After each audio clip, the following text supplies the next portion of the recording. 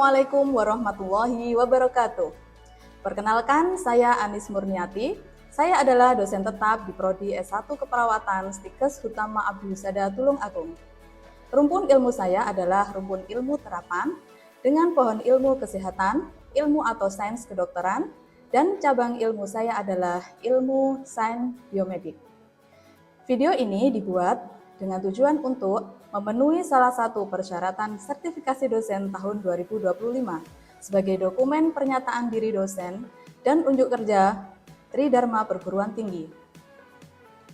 Pada kesempatan ini, saya akan menjelaskan mata kuliah yang saya ampu, yaitu mata kuliah Ilmu Dasar Keperawatan 1. Mata kuliah Ilmu Keperawatan Dasar 1 merupakan fondasi fundamental dalam pendidikan keperawatan yang mengintegrasikan berbagai cabang sains biomedik untuk membekali mahasiswa dengan pengetahuan ilmiah yang diperlukan dalam praktek keperawatan profesional. Mata kuliah ini berfungsi sebagai jembatan antara pengetahuan teoritis sains biomedik dengan aplikasi praktis dalam asuhan keperawatan, memungkinkan mahasiswa memahami dasar ilmiah dari setiap intervensi keperawatan yang akan diberikan kepada pasien. Mata kuliah ini merupakan bagian dari kelompok ilmu alam dasar yang membahas tentang konsep biologi, fisika, biokimia dengan memperhatikan lingkungan dan etika keilmuan, serta konsep-konsep anatomi dan fisiologi manusia dalam mempertahankan homeostasis tubuh. Mata kuliah Ilmu Dasar Keperawatan 1 ini berada pada semester 1, terdiri dari 4 SKS, yang terdiri dari 4 CPL, 6 CPMK, dan 18 sub-CPMK.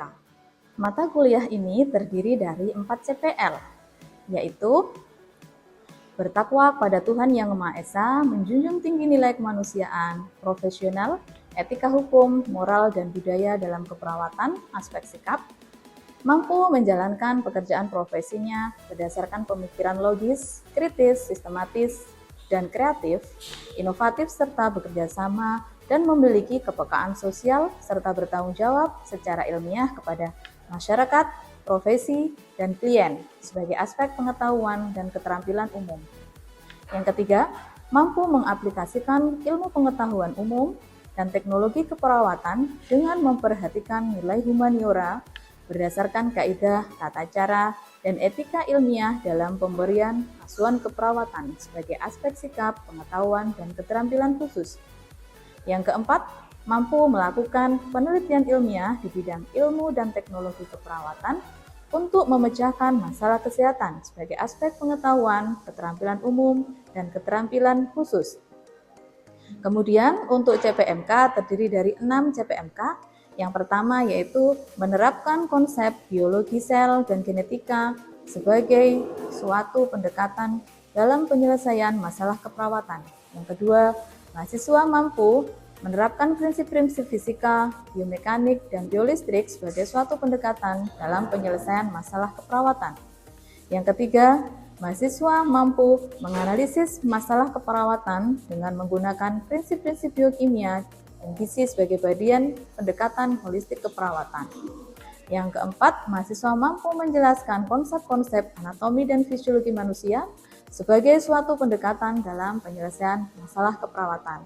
Untuk yang kelima, yaitu menjelaskan mekanisme fisiologi tubuh manusia dalam berbagai aktivitas. Dan yang keenam adalah menjelaskan mekanisme fisiologi tubuh manusia dalam mempertahankan homeostasis. Adapun sub CPMK pada mata kuliah ini adalah mampu memahami dan menjelaskan biologi sel, yang kedua mampu memahami dan menjelaskan siklus sel, yang ketiga mampu memahami dan menjelaskan konsep genetika, yang keempat mampu dan memahami serta menjelaskan prinsip-prinsip fisika dalam keperawatan, yang kelima mampu memahami dan menjelaskan prinsip biomekanika dalam keperawatan, biooptik, biolistrik pada tubuh manusia. Yang keenam, mampu memahami dan menjelaskan potensialistik pada berbagai keadaan sel, transduksi sinyal, potensi membran istirahat, depolarisasi, hiperpolarisasi, potensial aksi, dan penggunaan listrik untuk tubuh. Yang ketujuh, mampu memahami dan menjelaskan, mengaplikasikan keseimbangan cairan elektrolit. Yang kedelapan, mampu memahami dan menjelaskan istilah-istilah dalam anatomi dan pembagian regio tubuh, macam-macam jaringan. Yang kesembilan, mampu memahami, menjelaskan, dan mengaplikasikan pengetahuan dasar sistem persarafan, sistem endokrin, sistem reproduksi, sistem perkemian, sistem integumen, sistem muskuloskeletal, sistem respirasi, sistem kardiovaskuler, sistem pencernaan, dan sistem imun dasar untuk melandasi dalam asuhan keperawatan dalam sistem tersebut. Untuk metode pembelajaran, saya menggunakan pendekatan DIA. Metode pembelajaran Delivery, Interaction, and Assessment.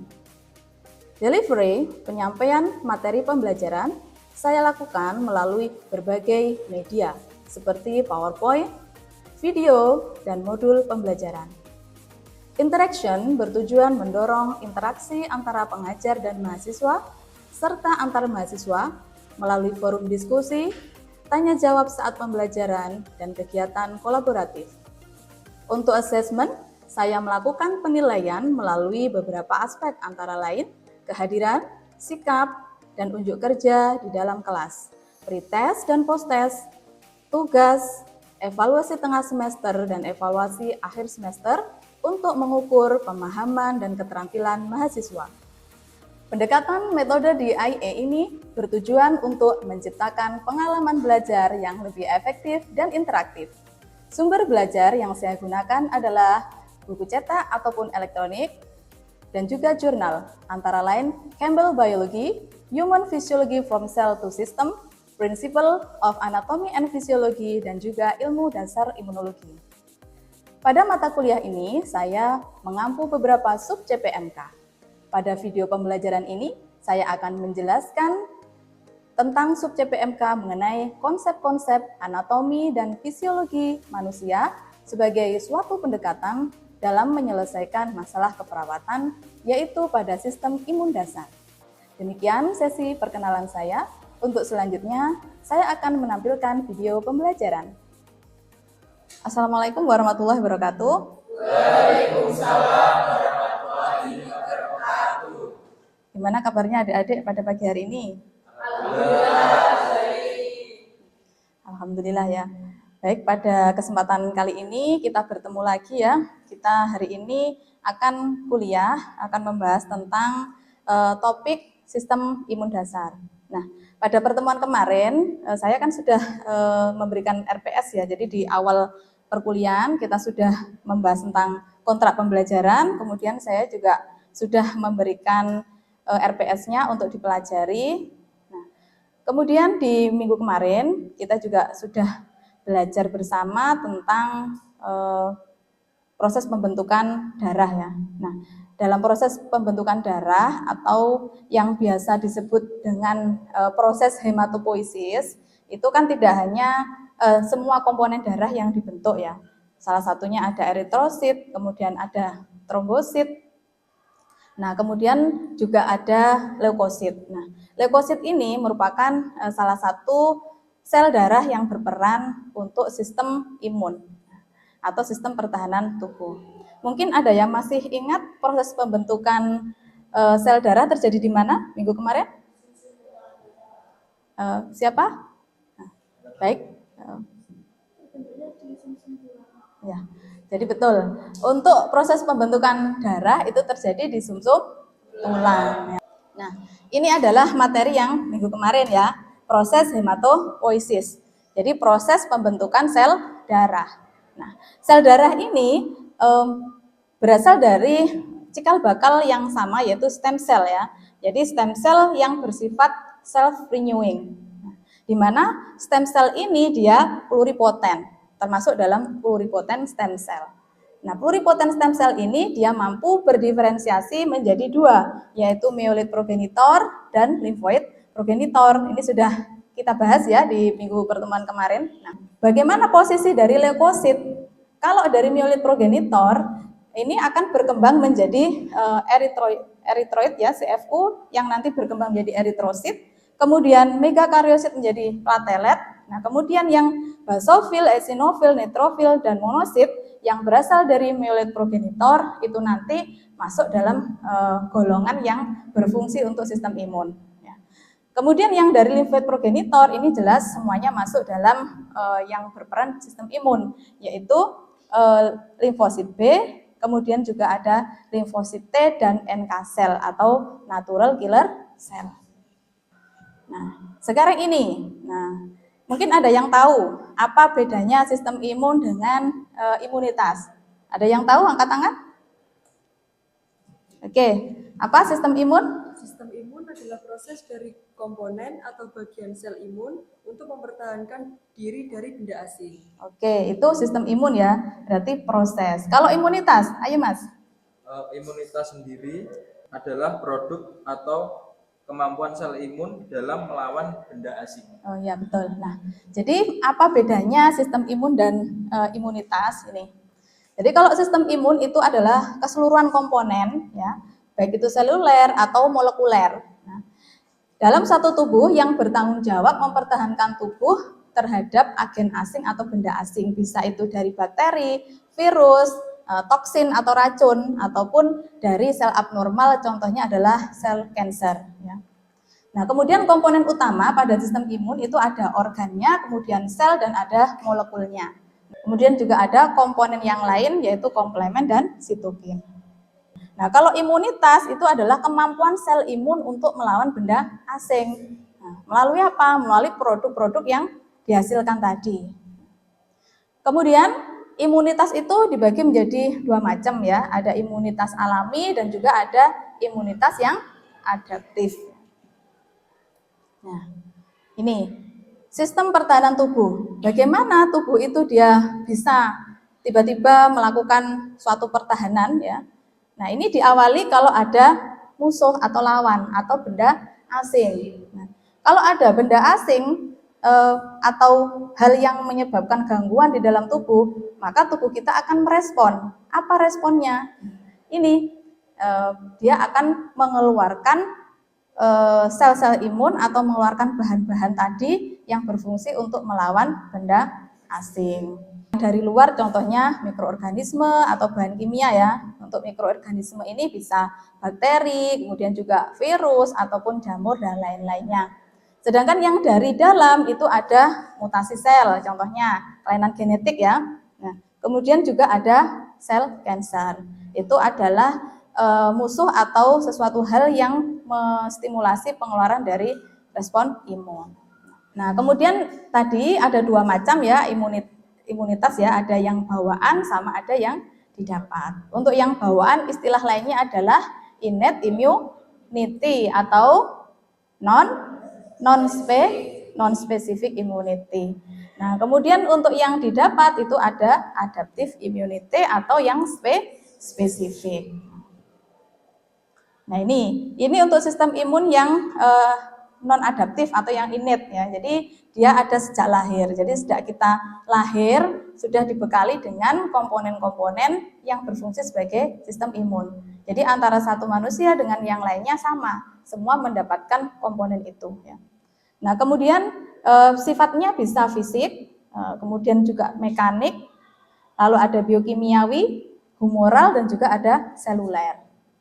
Nah, tujuannya apa? Menghancurkan zat asing. Jadi pada sistem imun yang non-spesifik, namanya saja sudah non-spesifik ya.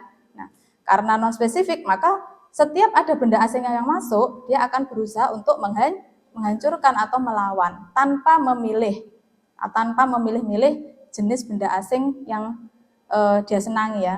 Yang penting setiap ada benda asing dia akan merespon. Itu yang non-spesifik atau yang innate. Sedangkan yang adaptif atau yang spesifik itu dia bisa berkembang sepanjang hidup. Artinya berkembang sepanjang hidup bagaimana? Pada saat seseorang itu kontak dengan benda asing yang baru, maka tubuh akan berusaha membuat imunitas sesuai dengan benda asing yang masuk sehingga disebut berkembang sepanjang hidup. Antara satu orang dengan yang lain tentunya akan berbeda. Contoh pada bayi baru lahir ya. Bayi baru lahir itu belum terpapar apapun. Nah, kemudian diberikan vaksinasi ya. Jadi berikan imunisasi. Misalkan yang pertama hepatitis ya. Nah, tujuannya dia agar mampu membentuk kekebalan terhadap hepatitis. Itu. Tetapi kalau bayi tidak diberikan imunisasi tersebut, tentunya dia tidak memiliki sistem imun atau kekebalan terhadap virus hepatitis. Nah, tapi yang sudah diimunisasi dia punya. Nah, inilah dikatakan berkembang sepanjang hidup untuk yang adaptif. Nah, ini untuk komponen sistem imun yang innate dan juga non spesifik, yaitu ada yang bersifat fisik atau mekanik ya. Tadi contohnya apa? Kulit. Kulit itu sifat fisik. Nah, kalau yang mekanik apa contohnya? Yang mekanik. Bersin, ya toh? Batuk itu berusaha untuk mengeluarkan benda asing, sebenarnya itu adalah mekanisme imun yang bersifat mekanik ya. Kalau yang fisik kulit, selaput mukosa itu yang bersifat fisik. Nah, kemudian untuk yang biokimia itu ada pH yang di keringat ya. Keringat kenapa kok asam? Nah, itu karena ada satu komponen di sini ya, yaitu asam lemak yang dikeluarkan oleh sebasius ya. Asam lemak ini dilepaskan di kulit, dia bersifat asam. Tujuannya apa? Tujuannya adalah denaturasi. Denaturasi itu apa artinya? Menghancurkan. Jadi menghancurkan protein dari membrannya bakteri. Jadi membran selnya bakteri itu kalau ketempelan keringat karena mengandung lemak yang bersifat asam tadi, dia akan mengalami denaturasi atau hancur. Nah, kalau hancur otomatis bakteri akan mati kan gitu. Kemudian untuk asam klorida yang ada di lambung HCl itu juga sama, mencegah infeksi karena sifatnya asam tadi kan, menghancurkan membran sel dari bakteri. Kemudian ada yang humoral. Humoral ini ada juga seperti komplemen, interferon, CRP atau C-reaktif protein dan kolektin. Ini salah satu komponen yang dikeluarkan yang berfungsi untuk menjaga pertahanan tubuh juga. Nah, kemudian juga ada yang bersifat seluler atau sel. Nah, yang bersifat seluler itu ada sel fagosit, sel makrofag, kemudian juga ada NK sel atau natural killer cell, dan kemudian juga ada sel mas. Sekarang kita akan belajar tentang sistem imun yang spesifik atau adaptive immunity system. Nah, ini komponen sistem imun yang adaptif atau didapat. Jadi ada dua, limfosit T dan limfosit B. Nah, berarti kalau yang di hematopoiesis tadi, proses pembentukan sel darah tadi, dia termasuk dalam yang mana? Mieloid apa limfoid? Limfoid, ya betul. Jadi di golongannya limfoid kan menjadi sel T dan juga sel B, di mana sel T dan sel B ini dia berperan dalam proses adaptive immunity. Nah, untuk sel T, jadi sistem imun seluler yang spesifik, efeknya dia sel inducer untuk aktivasi dari sitotoksik. Kemudian juga sel sitotoksik untuk menghancurkan antigen. Nah, tugas khusus dari limfosit T yaitu ada sel T helper 1, dia berfungsi mengaktifkan makrofag. Ya. Tadi kan ada makrofag juga kan, nah, yang di innate tadi ternyata dia juga diaktifkan oleh yang di sel T. Nah, kemudian sel T helper 2 dia membantu sel B menghasilkan antibodi. Jadi T helper 2 merangsang limfosit B untuk menghasilkan antibodi. Kemudian juga ada T killer, dia sebagai pembunuh, jadi membunuh benda asing yang masuk. Dan yang terakhir yaitu T suppressor atau T regulator, itu berfungsi mengontrol kerja dari sel limfosit T. Jadi kalau limfosit T dia terlalu aktif, yang T suppressor ini dia akan menekan supaya seimbang tujuannya. Nah, gitu. Nah, kemudian untuk limfosit B, ini sistem imun humoral spesifik. Nah, dia berkembang, ya, jadi sel plasma yang memproduksi antibodi, sel B memproduksi antibodi, atau istilah lainnya adalah imunoglobulin. Nah, ada apa saja? Ada imunoglobulin G, M, A, D, atau imunoglobulin E. Nah, masing-masing imunoglobulin ini dia punya peran untuk menghalau benda asing yang berbeda. Contohnya imunoglobulin E. Imunoglobulin E dia merespon terhadap alergi. ya. Ya, yang nanti akan kita bahas di semester selanjutnya terkait dengan gangguan di sistem imun ya. Nah, itu. Nah, kemudian kita akan bahas lagi. Nah, ini komponennya ya. Kalau kita bandingkan, yang di sebelah kiri ini adalah innate, ada macam-macam itu ya. Yang sebelah kanan adalah yang adaptive immunity. Jadi yang innate immunity itu ada sel mass, sel dendritik, makrofag, NK cell, komplement, neutrofil, eosinofil, basofil dan lainnya. Nah, sedangkan yang di sisi sana ya, itu ada yang adaptif, ada sel T dan sel B. Nah, sel T akan menghasilkan apa?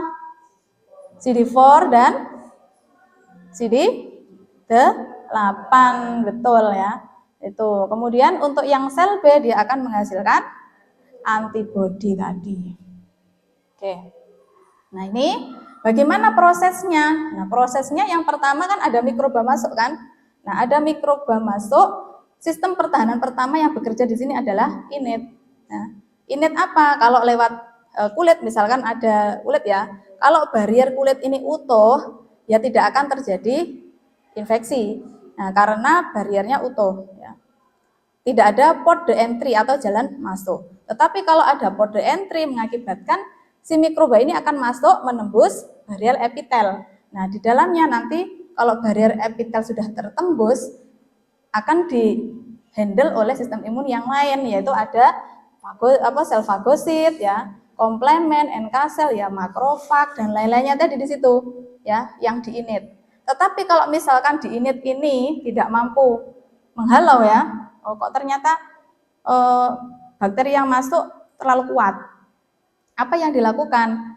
Berarti innate ini sudah menyerah kan gitu ya. Nah, akan dikenalkan pada sistem imun yang adaptif. Nah, dia akan berusaha membawa contoh atau sampel dari bahan benda asing yang ada di ini tadi ya, untuk dikenalkan di adaptive immunity. Nah, itu tujuannya apa? Ya untuk menghasilkan sistem imun atau pertahanan yang lebih kuat kan gitu. Nah, ini adalah pembentukannya. Tadi ya, ada di mana? Di bone marrow kan? Nah, proses pembentukan sel imun atau leukosit di bone marrow. Tetapi nanti dia akan pindah. Setelah dari bone marrow, dia akan pindah kemana? Untuk yang menjadi limfosit T, dia akan bergeser ke kelenjar timus. Tapi kalau yang tetap menjadi limfosit B, dia akan tetap di bone marrow untuk mengalami pematangan di situ. Nah, kalau sudah matang, baru dia akan dikeluarkan kemana? Ke sini. Peripheral atau secondary lymphoid organ. Nah, untuk menyimpan hasil dari imunitas-imunitas atau senjata-senjata tadi yang dibuat ya. Jadi sel-sel yang sudah dibentuk dia akan disimpan di secondary atau peripheral lymphoid organ. Nah, sewaktu-waktu dibutuhkan, kalau ada infeksi maka akan dikeluarkan. Nah, ini gambarnya seperti ini. Di bone marrow produksi pertama, kemudian kalau dia akan menjadi limfosit B, dia akan tetap di bone marrow ya, pematangannya di bone marrow. Kalau dia menjadi limfosit T, dia akan pindah ke kelenjar timus. Nah, selanjutnya untuk yang limfosit B, dia juga akan produksinya, dia akan ke aliran darah, kemudian disimpan tadi di peripheral lymphoid organ. Nah, ini prosesnya, proses bagaimana sistem imun adaptif itu terbentuk. Yang pertama ini ya, diawali dari apa tadi? Proses pengenalan, ya kan? Yang pertama dikenali antigen presenting cell ini dikenalkan kepada sel T yang naif melalui mekanisme apa tadi? Tri-molekuler kompleks.